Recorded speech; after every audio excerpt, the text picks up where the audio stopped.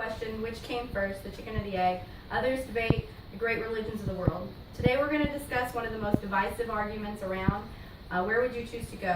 To a galaxy far, far away, or boldly where no man has gone before? Whether you live in the entertainment industry or you've been living under a rock for the past 40 years, you've been acquainted with Star Trek and Star Wars to some degree.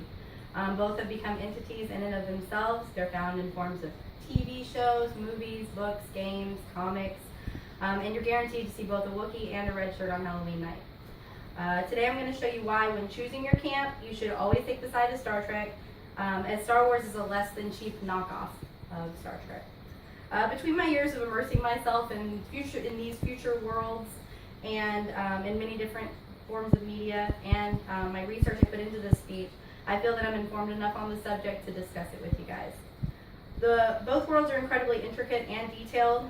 They could be discussed for days.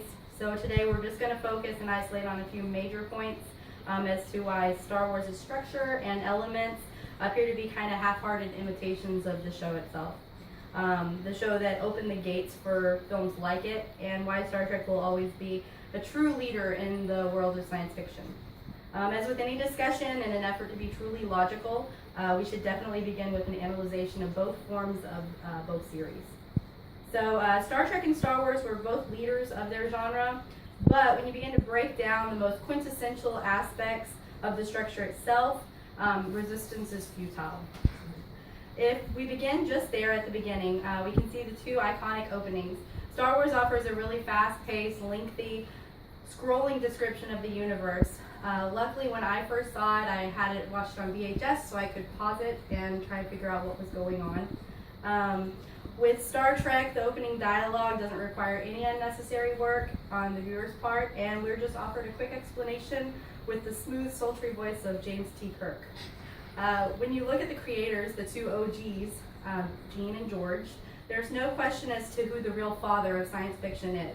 Lucasfilms.com shows that George Lucas was actually still making his way through college when Gene Roddenberry was debuting these first famous episodes of Star Trek. Another important aspect that even Aristotle mentions when he talks about his 6 elements of drama is the melody. And with both, they have identifiable scores, but one big difference between the two is Star Trek only needed one well-constructed opening sequence song to become memorable, whereas Star Wars offers a very recognizable introduction song, but it's probably more famous for the Imperial March that most people don't even know the name of, and they call it the Darth Vader song. So how long would you typically sit before you get bored or you grow a beard?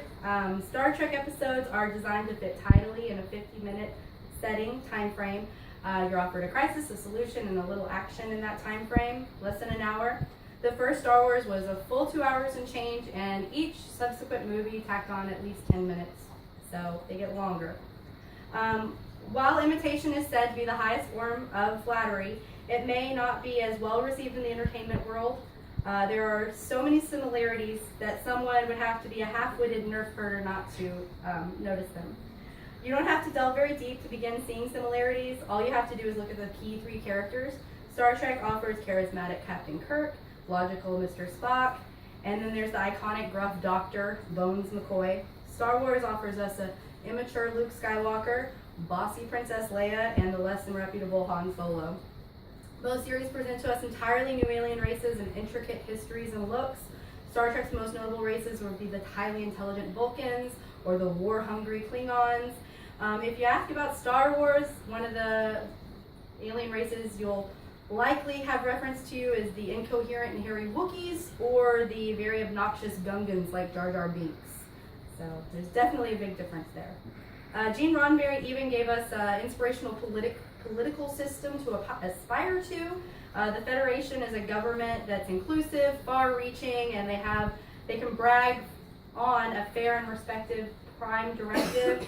Whereas when you look at the government systems found in Star Wars, it's much less appetizing future. It's our protagonists are actually a part of a rebel alliance, and they're actually fighting their government, the Empire, that's really an evil one.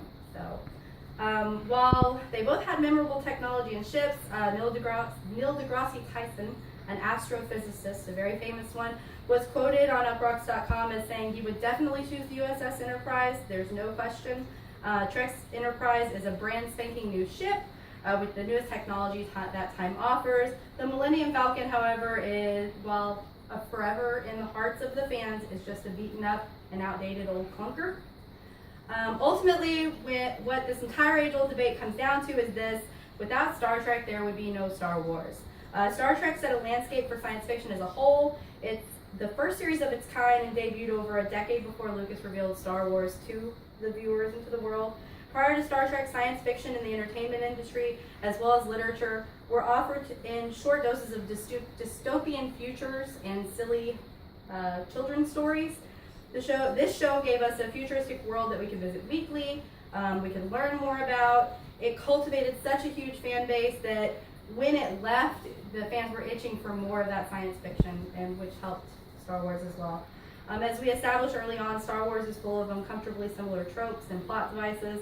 While we could never get definitive proof of its inspiration, it is fascinating. We can even look to George Lucas, who was quoted on DinnerGeek.com as saying that Star Trek softened up the entertainment arena so that Star Wars could come along and stand on its shoulders. So that right there, he's acknowledging the importance of Star Trek in the reception and the acceptance of the science fiction fan base. The acceptance of his science fiction contribution.